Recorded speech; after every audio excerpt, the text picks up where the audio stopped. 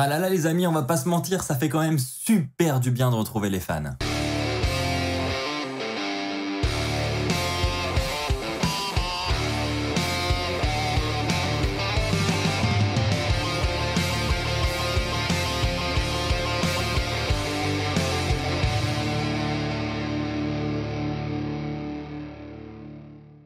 Bonjour à toutes et à tous les amis, c'est Axel, on se retrouve pour les résultats et la review du SmackDown de cette semaine.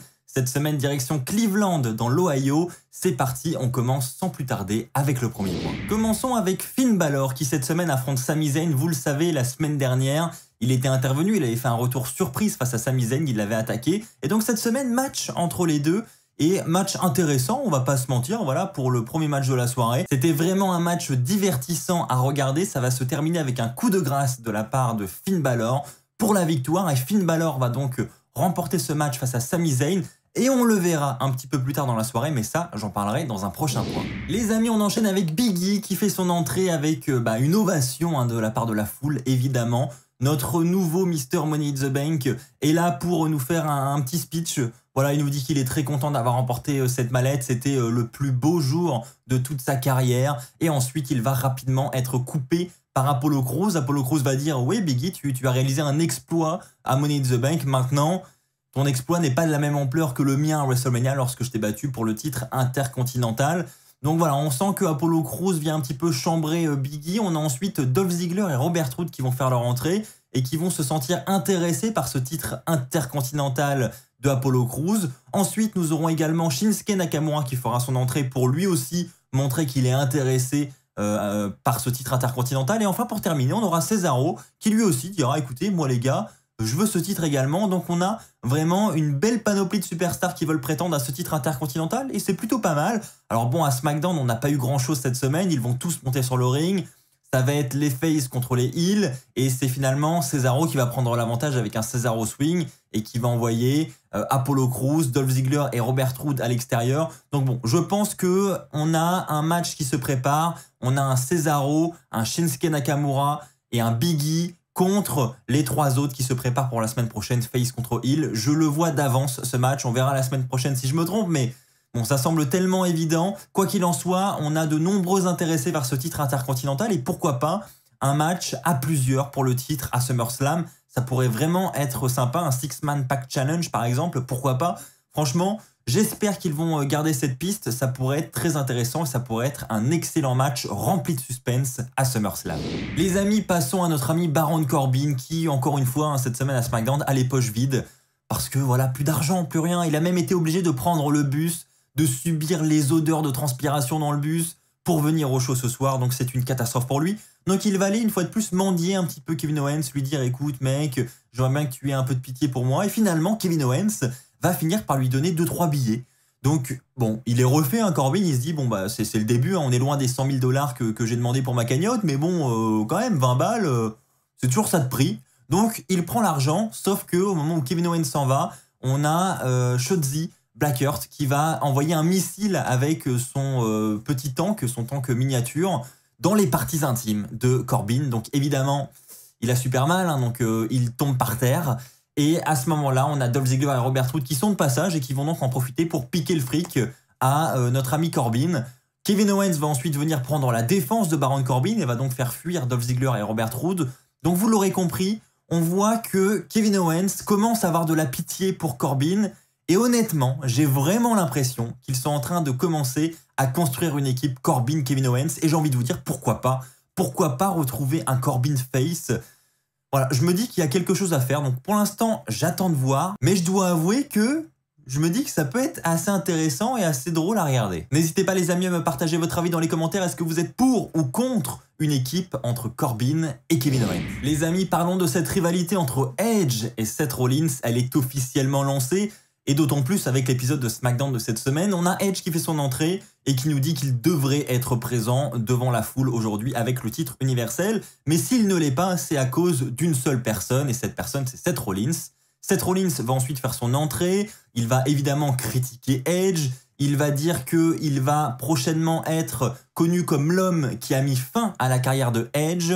Bref, Voilà, les deux se prennent la tête et ça va se terminer en fight entre les deux. On a Seth Rollins qui va prendre l'avantage, mais finalement Edge va revenir et c'est Edge qui va conclure le show en étant le dernier homme debout. Mais on voit que Edge contre Rollins à SummerSlam, c'est officiel quoi. Hein. Je ne sais pas, j'ai même pas regardé si le match était officiel, mais en tout cas, au vu des images de cette semaine, il n'y a plus de doute là-dessus. On aura ce combat entre les deux. Ça a été pour longtemps, pour certains, un dream match. Eh bien, ça y est, on l'aura cet été à SummerSlam devant 60 000 personnes. Ça risque d'être exceptionnel. J'ai bien aimé aussi le petit passage où Edge lui dit « Rollins, tu te rappelles de ce que je t'ai dit Je t'ai dit à un moment donné que j'allais jamais mettre ma main sur toi. » Eh ben, je suis un menteur. Et là, il va commencer à frapper Rollins. Et honnêtement, j'ai bien aimé ce petit moment. Je trouvais ça assez fun. Et puis, tentative de spear de Edge, mais qui ne verra pas le jour puisque Seth Rollins prendra la fuite. Donc voilà, on a un Rollins qui est quand même grave vénère après SmackDown. Donc autant vous dire que j'ai déjà hâte d'être à la semaine prochaine pour voir ce qui va se passer entre les deux. Les amis, Toni Storm qui fait ses débuts officiellement à SmackDown, elle affronte Zelina Vega. On avait des petits teasings depuis 2-3 semaines sur les débuts de Toni Storm et c'est donc ce soir qu'elle devait les faire. Eh bien, ces débuts ont eu lieu dans un match où Zelina Vega va vraiment prendre l'avantage au début. Et puis à la fin du combat, bon ce sera un combat assez court quand même, mais vers la fin du combat, on a Zelina Vega qui va décrocher, j'ai l'impression sans faire exprès, la ceinture de Toni Storm. Donc ça va la perturber un petit peu, elle se dit mais qu'est-ce que j'ai fait? Puis elle laisse tomber la ceinture. Et à ce moment-là, Toni Storm va revenir dans le match pour asséner son finish pour la victoire. Et donc première victoire de Toni Storm du côté de SmackDown. Alors j'espère honnêtement qu'il lui réserve un beau programme parce que on sait qu'elle est talentueuse, elle a déjà fait ses preuves du côté de la NXT. Donc très clairement, j'espère qu'elle aura un beau programme et qui sait, peut-être que ce sera la future prétendante au titre féminin de SmackDown parce que bon, Carmella, bon, c'est comme du déjà vu, on va pas se mentir. Et enfin les amis, avant de passer au flop de la soirée, je vais parler de ce match entre Dominic Mysterio et Jimmy Uso avec évidemment aux abords du ring Rey Mysterio et Jey. Donc match assez équilibré entre les deux on va dire. C'est à la fin du combat où la fin va être totalement botchée. Il y aura un botch de la part de Dominic et puis ils vont essayer de se reprendre mais c'est vraiment pas fluide pour le coup. Donc la fin est vraiment gâchée. Et puis la WWE va vouloir miser encore sur la tricherie de la famille Uso.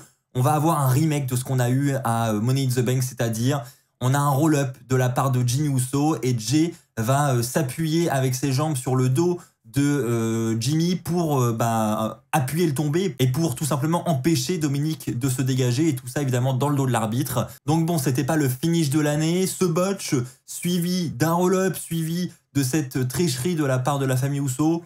Bon, on a connu mieux comme finish, mais en attendant, on a une nouvelle victoire des Usos sur Dominic. Donc, bon, on devrait avoir tout de même, je pense, ce rematch de la part de Dominic et Rey Mysterio pour les titres par équipe, parce qu'ils ne l'ont pas encore eu. Mais en attendant, ça commence avec une défaite ce soir en 1 contre 1, avec triche, certes, mais une défaite quand même. Les amis, passons maintenant au flop de la soirée.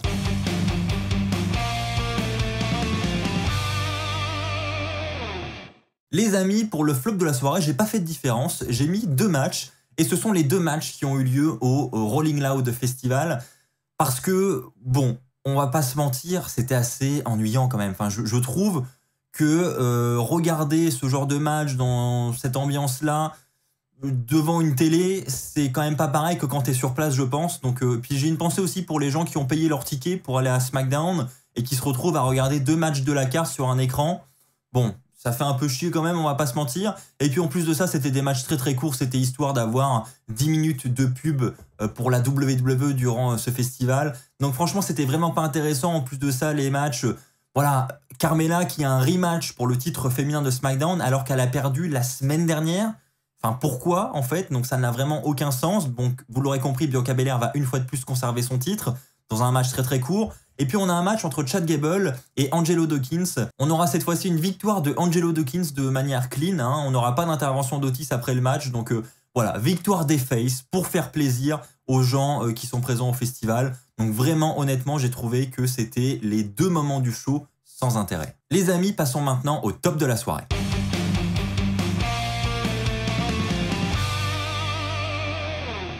Pour le top de la soirée, évidemment, les amis, je vais parler de ce scénario entre Roman Reigns et John Cena parce que moi, je suis à fond dedans.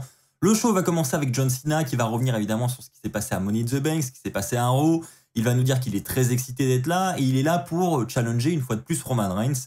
Il veut le face-à-face John Cena-Roman Reigns ce soir. Et donc, il dit « Mais où est Roman Reigns Ah oui, c'est vrai, tu ne peux pas me voir. Bon voilà, du classique John Cena, et à ce moment-là, on a Paul Heyman qui va arriver. Paul Heyman va dire à John Cena, écoute, c'est pas que Roman Reigns ne peut pas te voir, c'est qu'il ne veut pas t'entendre. Roman Reigns viendra accepter ou non ton challenge ce soir, mais il viendra le faire uniquement lorsqu'il l'aura décidé. Et on a ensuite Paul Heyman, qui est tellement excellent. Paul Heyman qui va partir en chantant le theme song de John Cena. Et là, j'ai trouvé ça vraiment fun pour le coup, c'était un bon petit opener. Et plus tard dans la soirée, donc dans le main event, juste après le match entre Dominic et Jimmy Uso, on a Roman Reigns qui va faire son entrée. Et là, pareil, l'entrée de Roman Reigns avec les Usos de chaque côté. Les trois lèvent la ceinture. Et là, les pyros. Enfin voilà, je veux dire, c'est un clan qui a tellement de classe, je trouve. Roman Reigns va faire son entrée, il va prendre un micro. Et donc là, il va se prendre vraiment des huées de la part de la foule. Et donc, il va demander à la foule de le reconnaître en tant que champion universel. Donc, vous l'aurez compris, la foule va le huer encore plus. Et puis ensuite, il va nous parler de John Cena. Et là, il va dire, écoutez les gars, on aurait pu être nostalgique de ce retour de John Cena. Honnêtement, j'aurais pu reconnaître John Cena. Mais on va pas se mentir, on a retrouvé le même John Cena qu'en 2005. Même tenue, même chanson, même speech. Et Roman Reigns va dire, c'est exactement la même chose toutes les semaines, depuis des années. C'est exactement comme la position du missionnaire tous les soirs. Donc voilà, Roman Reigns, il se lâche. Hein. Il n'y a plus de limite du tout. Donc Roman Reigns, il balance ça, et puis il va continuer. Roman Reigns dit que du coup, il n'est absolument pas intéressé par tout ça. Donc, il ne veut pas le voir, il ne le verra pas, il refuse son challenge à SummerSlam. Donc c'est clair, le challenge est refusé, Roman Reigns ne veut pas affronter John Cena. Et là, surprise, encore une fois, on a la musique de Finn Balor qu'on avait vu plus tôt dans le show. Je vous avais dit que je vous en reparlerai, et c'est donc à ce moment-là, la musique de Finn Balor retentit. Finn Balor monte sur le ring, fait face à Roman Reigns, lui dit « Tu as refusé le challenge de John Cena, mais est-ce que tu vas refuser le mien ?»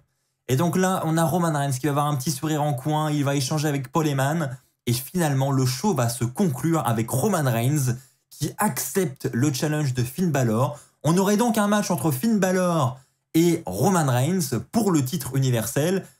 Et on va pas se mentir, il y a de très fortes chances pour que ce match ait lieu avant SummerSlam, parce que le John Cena contre Roman Reigns, même si Roman l'a refusé ce soir, il aura lieu ce match dans le main event de SummerSlam. C'est une certitude. Donc Finn Balor, visiblement, sera là en challenger de transition. Donc bon, je ne sais pas trop comment le prendre, parce que d'un côté, je me dis, ça fait plaisir de voir Finn Balor être poussé vers le main event, comme ça il aura un beau spotlight dans les prochaines semaines. Maintenant, bon, on sait d'avance que ce sera une défaite pour le pauvre Finn Balor. Après, reste à voir comment il va perdre, de quelle manière. Il y a peut-être une manière de le faire. Mais bon, du coup, je suis mitigé là-dessus. Mais en tout cas, c'est une surprise de voir Finn Balor débarquer comme ça et de se dire qu'on aura Finn Balor contre Roman Reigns pour le titre universel dans quelques jours, quelques semaines. Enfin voilà, qui l'aurait cru lorsqu'on a vu Finn Balor revenir la semaine dernière? En tout cas, absolument pas moi.